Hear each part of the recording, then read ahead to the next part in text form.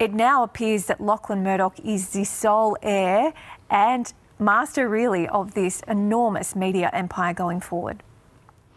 Yes, that's right, Bridget. He has, in some ways, done what his father, Rupert Murdoch, did back in the 90s and bought out his siblings to ensure that he and potentially his kids, if they want to take an interest, will have sole control of the Murdoch media empire, which is Fox Corporation, News Corporation, both listed in the United States.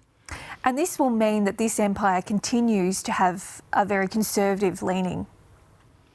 Yes, that's right. So there had been a kind of simmering dispute, if you like, between the siblings. Lachlan and his three other siblings, his older sisters Prue and Elizabeth, and his younger brother James, who each held one vote on the Murdoch Family Trust. And there was the prospect that when Rupert Murdoch died, that Lachlan would get outvoted by his siblings. And they are much more small L liberal than Lachlan. Lachlan is the only one of Rupert Murdoch's kids who have voting control of the business to share his, distinctive conservative worldview. And so Lachlan has tried to head that off by going to court last year in Reno, Nevada, in what was supposed to be a secret proceedings to try and give himself super voting shares in the Murdoch Family Trust so that when Rupert died, he could outvote his siblings. But that failed, and now he's had to buy them out instead. Some reports suggest that James, Prue and Elizabeth will head off from the company with about $1 billion each. Could we see them using their wealth, their name and their influence across the global media sphere, even outside the Murdoch empire?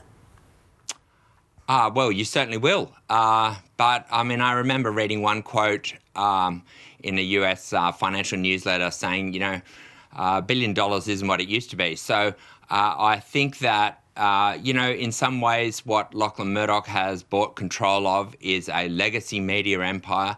And despite its undoubted influence, particularly on the right, this still is, at its heart, a cable television and newspaper business which has got structural headwinds.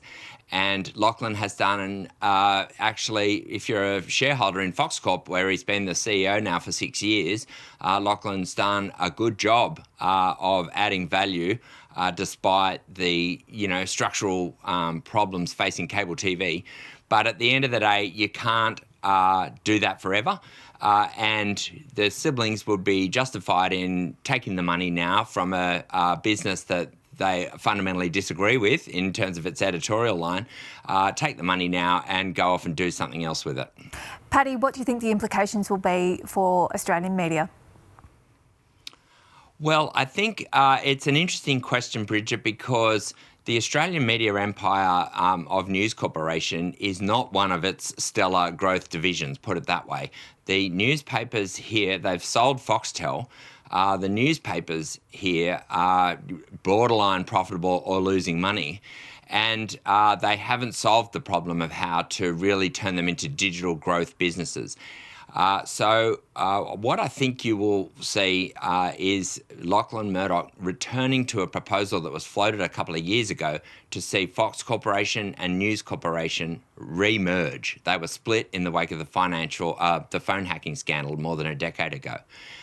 And that could mean that the Australian media businesses are kind of insulated, if you like, because there's an incredibly profitable business in Fox News and the Wall Street Journal, which are able to carry the losses of the Australian business indefinitely. So I think that's a possibility.